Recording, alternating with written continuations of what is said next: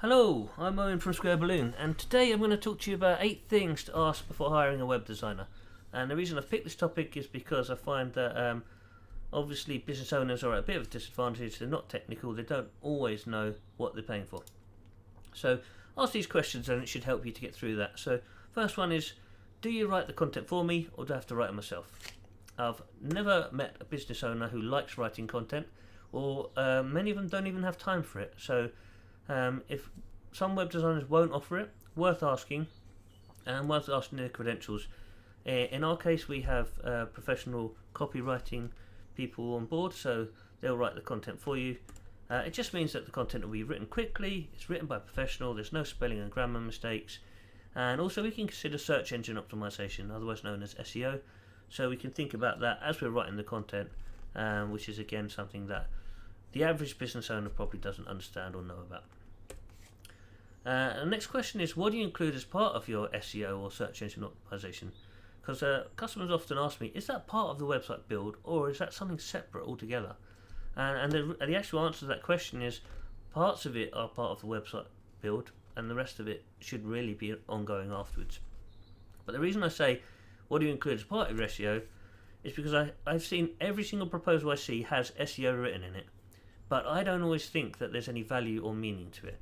So this one says expert SEO setup. They're charging $899 plus VAT for a website build and expert SEO setup. I can tell you right now that our expert SEO setup takes a couple of days. There's no way we would be able to include it in the price and build a website for that price. So what I suspect is happening here is that the website is SEO ready rather than they've done anything expert about it. And these ones have a site which is built for SEO, so at least they've been kind of honest that it's built for SEO, but we're not including it. And they have written some stuff like we're going to follow these best practices, which is really useful and the sort of things a web designer should be doing.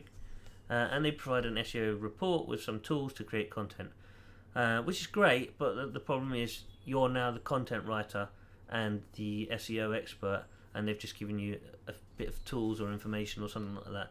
And again, you're a busy business owner, you don't have time for that, you don't have the knowledge or expertise for that. It should be done by a professional, it doesn't make sense to do it this way. So just to show you what SEO really looks like, because those were quite throwaway statements, which is common, and that's why I'm not keen on it. But what SEO really looks like is this. So this is a spreadsheet with tons and tons of SEO keywords. So you see the keywords down the left, you can see the search volume here. So we're going to be basing decisions on like which keyword was there, how much search volume, is it worth trying to rank for it, or is it going to be extremely competitive and difficult to rank for it. So this was like an ongoing monthly activity to get this strategy to work. Not a silver bullet, it's not covered by we built a website and then you ranked number one. That's very, very unlikely that would happen in today's world. And just to show you, this has got 3,116 words, so that is more than a few hours work. There's a couple of days work there, it's all categorized and the strategy comes with it. There's just no way that $899 plus VAT was going to include this level of work. Whatever they are doing is probably going to be valueless in my opinion. And that's the unfortunate thing about my industry, because one person writes SEO, the next person writes SEO, customers come to me and say, are you including SEO? And the real answer is a little more complicated than that, because SEO should really be a longer term strategy. But of course, we'll follow best practices and build you a great foundation. And moving on from that, you could ask a web designer, do they offer a guarantee? We offer one. We offer a guarantee that will get you 90% scores with Google Lighthouse. This is a tool that Google provides for free. You could use it, and we do use it. And it checks like site speed, which is a Google ranking factor, very important. Also, your customers won't want a slow website. They would just click back to Google, move on, and use a different website. Excuse me. And you know yourselves, when you've been on looking for quotes, you probably have 3 different websites open. If one's taking ages to load, you close it down, look at the other 2. And this is something that can be built as part of the website. Best practices, speed, accessibility, all of the things that Google wants to see will be the things that your users want to see as well. Here's an example of Lighthouse. So you can see here, this is a website we've built. It's got 98 performance, and you can see a couple of the numbers down the bottom.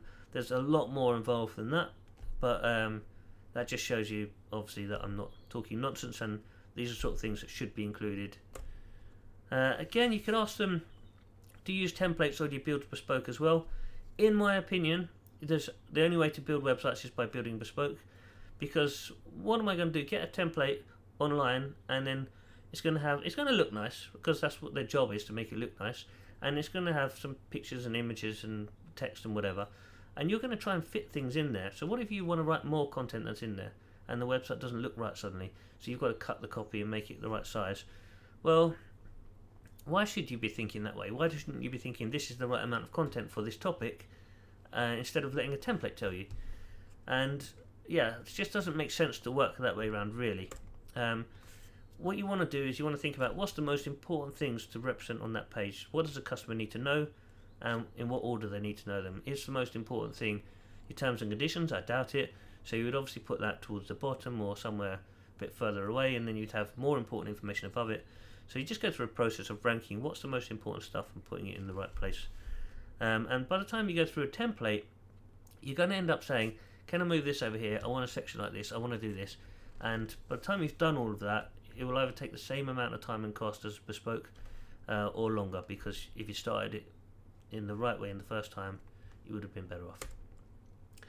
Another question, can you code? There's a lot of web designers who can install a template but can't code, and a lot of the time that will be fine, I'd like to say, but there are times when you just need to tweak something and they'll just say, oh, I can't do that, or I'll try and find something else that does it, and they might install a massive bit of code.